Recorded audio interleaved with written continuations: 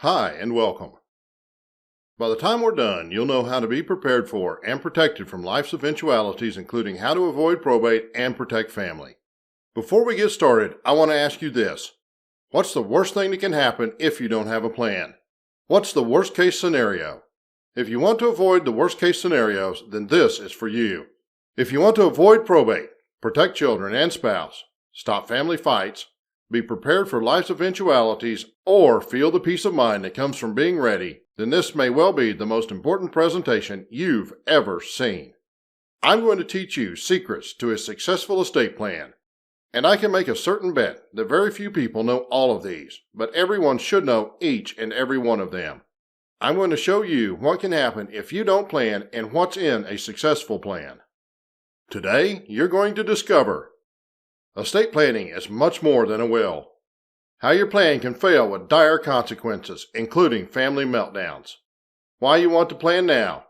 And how to create a successful plan. Here are just some of the problems that can happen when you don't have a plan. If you don't plan, your family will have to go to court and face the judge in probate or guardianship proceedings. I'll explain what those are later in this presentation. Your family can tear itself apart, arguing over your decisions and your stuff. You leave yourself and your family exposed to probate, financial predators, opportunists, scam artists, creditors, publicity, loss of privacy, and more. Do you want your friends and neighbors to be able to see your family affairs and know exactly how much you're worth? Not to mention, financial predators, opportunists, and scam artists look for this stuff every day. The internet has made it easy to find these records. Who is Gary and why should you listen to him? Here's my life in a nutshell. I had a pretty normal life for a boy growing up in northeast Oklahoma. I spent my days going to school and my mornings, afternoons, and nights working on my family's ranch. At an early age, I learned the importance of hard work. My family raised me with strong values of perseverance, honesty, integrity, and service. I was able to go to Oklahoma State University, majoring in business administration and computer science. After graduation, I spent the next 20 years working as a computer professional. Then, in February of 2010, my father passed away of a sudden heart attack. Because of this, Mom and I had to take the family farm through probate for the third time since 1975. Later that year, I experienced heart problems. While laying in the hospital and reflecting on my future, I decided to take my life and career in a new direction. Because of the experience and stress of going through the probate court, I decided I wanted to help families navigate their own probate issues. Although not many people go to law school with the goal of becoming an estate planner, that's exactly what I did. I attended the University of Arkansas Law School, graduated, passed the bar, and became an attorney. I opened a DeWitt Law Firm and limited my practice to the areas of estate planning and probate. Growing up on a ranch, it was understood that during the good times, you prepare for the not-so-good times. With proper estate planning, your family shouldn't have to go through probate. Nobody should have to add the extra strain to an already emotional and hard time. Families deserve to be protected from the dangers they don't know about. My education, coupled with valuable life experiences, gives me a unique perspective and allows me to bring estate planning solutions to your family in a way that goes beyond the traditional lawyer-client relationship. I don't provide canned, one-size-fits-all plans. I firmly believe no family should have to go through the struggles of probate. Nobody should ever have to go to court to have their right to make their own decisions ripped away and given to somebody of the court's choosing. Everybody has the right to pick who will make decisions for them if they can't because of any reason. Today, you're going to discover estate planning is much more than a will. How your plan can fail with dire consequences. Why you want to plan now. How to create a successful plan. If estate planning is more than a will, then what is it all about? We'll discuss what a will is and why a will isn't all you need in just a bit. However, before we go any further, we need a common definition of what an estate is and what estate planning is. Simply put, your estate is everything you own. It's your real estate, possessions, money, accounts, investments, and more. Your estate is not a big fancy house, unless of course you live in a big fancy house. Estate planning is about much more than writing a will. It has two parts. The first part is what people typically think of. The first part is distribution of your final estate. The second part is about protecting assets, money, belongings, possessions during your lifetime. It's about providing for your care if you can't make decisions because of loss of mental capacity. This is done through a combination of powers of attorney, directives, and trusts. You designate, without court intervention, who will manage your affairs and property during incapacity. You ease the burden on your family in hard times. You minimize delays, taxes, costs, fees, and more. Planning worked great when done right and fails horribly when done incorrectly. I'm going to go through a list of the top reasons plans fail. Putting your children on the deeds.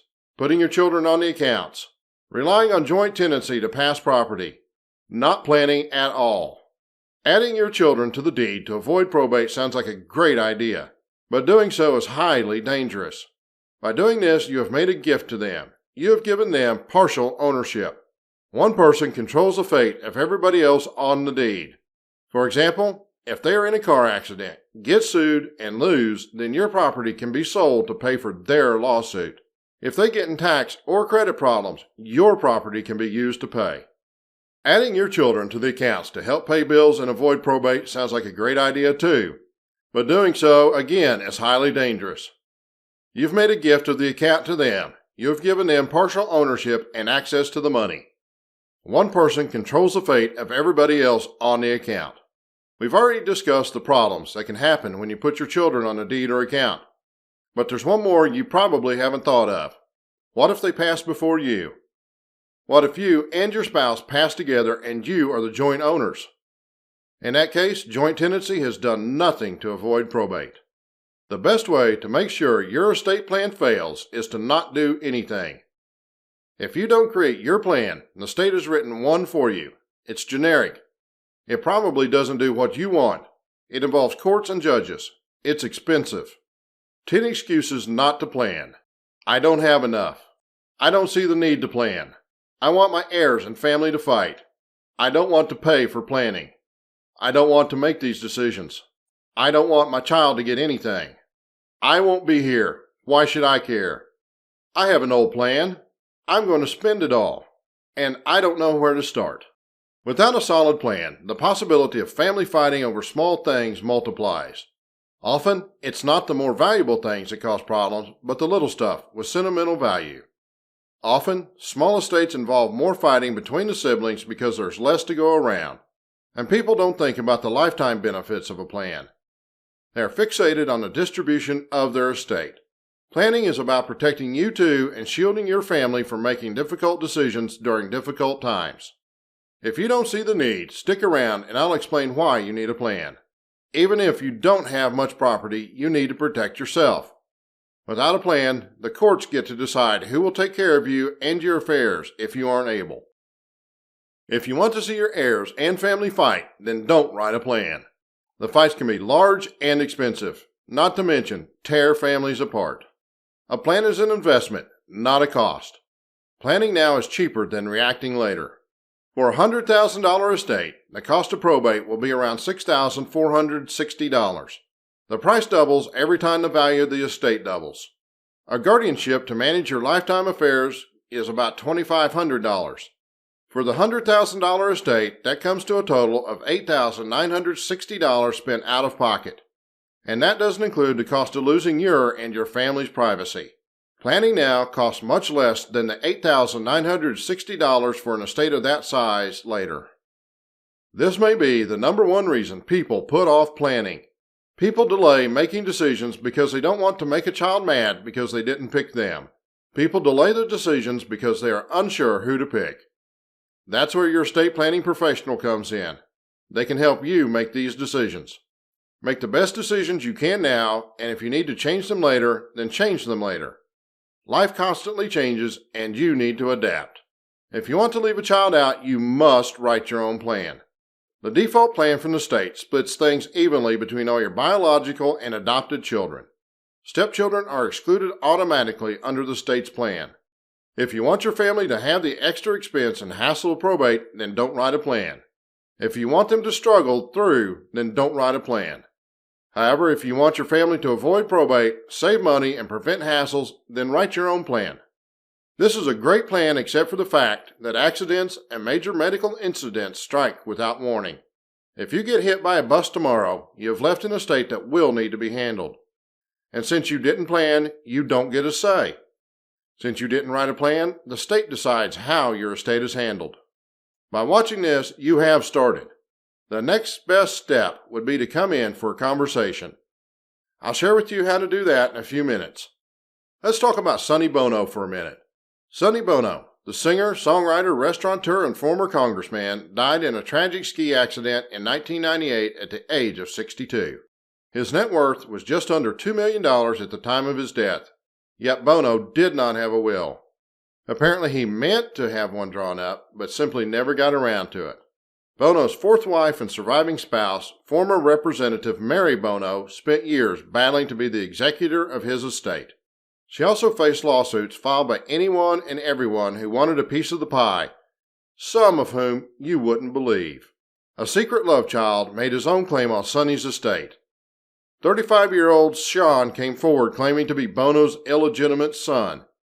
Later DNA testing showed he wasn't. Cher, Sonny's second wife, sued for a share of his estate, seeking $1.6 million in unpaid alimony. When the couple divorced in 1974, Sonny was allegedly ordered to pay Cher $25,000 a month for 6 months. After years of fighting, Bono's estate was eventually divided between his surviving spouse and his 2 children. Why should you not delay planning? You got the state's default plan, probate, and guardianship, incapacity, loss of control, loss of privacy, worry, financial predators. You protect your children and spouse by planning. You shield them from publicity and the hassles of court. If something were to happen to you, your spouse and children may be facing long court proceedings to take care of you in guardianship or settle your estate in probate. I could spend hours, if not days, talking about probate. Probate is the court-supervised process controlled by state law that transfers your final estate to your heirs and beneficiaries. Unlike what many people think, if you have just a will, probate is required. Fortunately, in this case, you got to say who gets what and how much. Court supervision can be minimized by leaving a detailed will that gives your executor wide authority to act without court supervision. An improperly written will can leave property out, and that property will be fully subject to the state's plan for probate. If you don't have a will or trust, state law completely controls the process and who gets what, how much, and when, not you. State law requires that your estate be managed by the court until it's settled. Here's an overview. Lawyers will be involved and charge a lot of money. Probate is public. Do you want your affairs in the public eye? Do you want the public to know what you have and who gets how much? It creates hassles for those you leave behind. Takes 8 months or longer. Often, assets are frozen until the end. Without a will, the state is in complete control and decides who gets what and how much. Probate involves a lot of paperwork that must be signed by a judge. If you become incapable of managing your own affairs, nobody else has the authority to manage them for you. If you become incapable of resisting outside influence, nobody has the authority to make you stop. Hopefully, somebody steps up, goes to court, gets a guardianship, then takes over managing your affairs and business. And you better hope that it was somebody you wanted in charge, not a child that's just after your money. Worse, it could be Adult Protective Services. Adult Protective Services can swoop in, put you in their custody, seize your assets, and control your life. Also, guardians can't make all the decisions. From time to time, they must go back and ask the judge for permission to do things. For example, a guardian can't sell or reallocate your property without a judge's signature. Finally, a guardian must file an annual accounting and inventory. These become part of the public record. And as we talked about before, opportunists and financial predators can get to this information easily on the internet. Incapacity often strikes without warning. Dementia creeps up. Accidents and major medical incidents happen without warning and leave people unable to manage their affairs. Without a plan, your family may be forced to get an expensive and time-consuming guardianship. If you don't plan, you're giving control to the state. The state and the courts will decide who controls your life with a guardianship. Afterwards, they have a plan for distributing your final estate. You don't get a say, and you give control to the authorities to decide what is best for you. The state's plan creates public records that anybody can access over the internet. Financial predators, opportunists, and scam artists scour the internet every day looking for the public records they can take advantage of. I know this because every time I open probate, I get 2 or 3 offers from people that can find the heirs or want to sell the house. Because your affairs will be exposed to the public if you don't have a plan, financial predators, scam artists, and opportunity seekers take advantage of your family. With a plan, you can stop worrying about what may happen, know what will happen, and feel peace of mind. Paul Walker, the actor, left this world on November 30th, 2013 in a car accident. He was 40 years old, and he left a 15-year-old daughter behind. He did have a trust and a will. Unfortunately, he made the choice not to put everything in the trust, so his will had to be probated. Because of this, we know that he left at least $25 million in assets behind. Eventually, the funds were put into the trust because of the terms of the will, but the point is he made several mistakes. He didn't fund his trust and depended on his will. Probate is public. This exposed his daughter to public scrutiny and financial predators. Can't begin to imagine the number of calls from financial advisors, people with offers, and more that she received. He created his will when he was 28 years old. However, he never updated his plan. He didn't take advantage of any estate tax planning, and his estate was subject to high taxes. Now, let's look at how you can create a successful plan for you and your family. Your successful plan will be the road to peace of mind when it comes to protecting family in the best way you can. The best way to show you how to create a successful plan is to look at each item in a plan and what it does for you and your family. A durable power of attorney allows you to choose a trusted family member or friend to take care of managing your money and other property if you become mentally incompetent. That is, you are unable to make rational and informed decisions or become incapable of resisting outside influence. Without a durable power of attorney, bank and investment accounts held in your name will become inaccessible. IRA distributions can't be requested. Bills can't get paid. Tax returns won't be filed. Assets can't be reallocated, and real estate can't be bought or sold. Instead, a loved one may be forced into court to get a guardianship. A durable power of attorney provides the authority to handle your affairs without the court's involvement. A healthcare power of attorney is the equivalent of a durable power of attorney, only for your healthcare choices. You pick people you know, love, and trust to help you make healthcare decisions for you. You defend your right to manage your medical affairs by writing down your choices now. You decide now what you want and don't want done. HIPAA is a federal law that limits access to your healthcare information. It limits who can request your medical records, talk to doctors, talk to nurses, and even see if you're a patient in a hospital. It defines your medical records as protected healthcare information. This information can't be shared except with your permission, except under narrowly defined circumstances. In order to let your family, even your spouse, talk to doctors, see your medical records, and more, you need to give your spouse and family permission to see them. A living will is a healthcare document for use in your last moments if there's no chance and you can't communicate your wishes. A living will is different from a last will and testament. A last will and testament is how you want your property distributed after you're gone. Your advanced healthcare directive, also known as your living will, personal directive, medical directive, or advanced decision, is a legal document in which a person specifies what actions should be taken for their health if they're no longer able to make decisions for themselves because of illness or incapacity. This document supplements your healthcare power of attorney and is mainly used if you're expected to pass in hours and nobody is there to help make decisions. Your last will and testament is like a letter to the court telling the court how you want your property distributed and who you want in charge. Somebody must make sure that the will is proved to the court. That is, this is the original will and it was signed correctly. That all your property is collected and appraised. All your bills and taxes are paid. Before your property can be distributed to your heirs and beneficiaries, all your bills and taxes must be paid. A judge must validate the will and appoint the person in charge. Only then is the will valid. Until then, it's just a piece of paper with no legal power.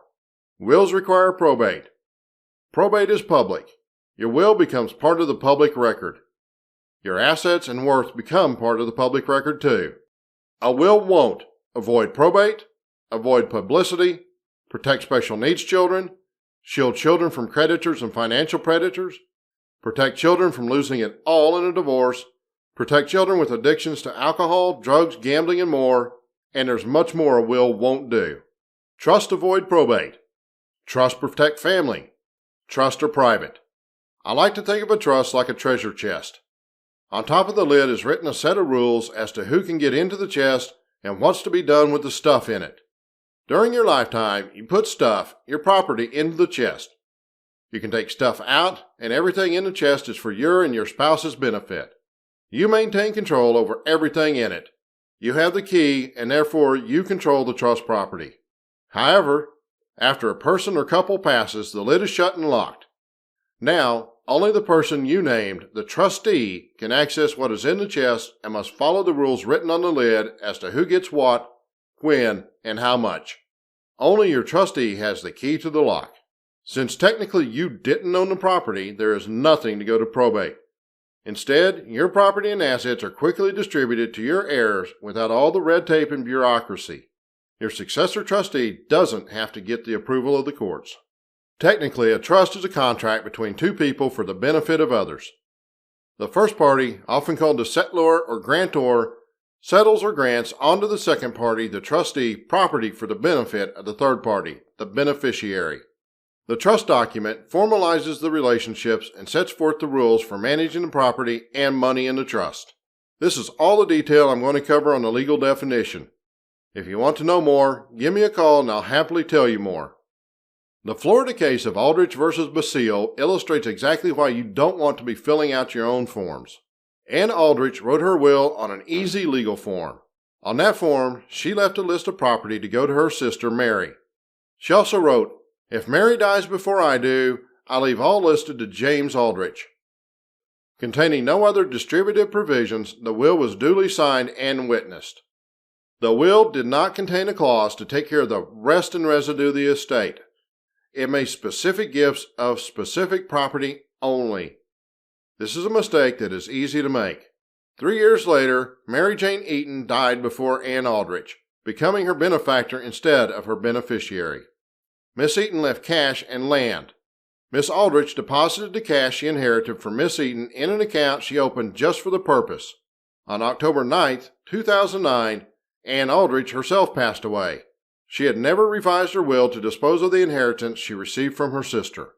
After inheriting from her sister, she did leave a handwritten note, possibly an attempt at a codicil. However, this note was declared invalid due to improper signature and witnesses. Ultimately, her nieces inherited a portion of the property Anne Aldrich inherited from her sister instead of Anne's brother. At this point, you might be wondering, what is my next step for creating a successful plan so I don't have to worry about life's eventualities and feel peace of mind?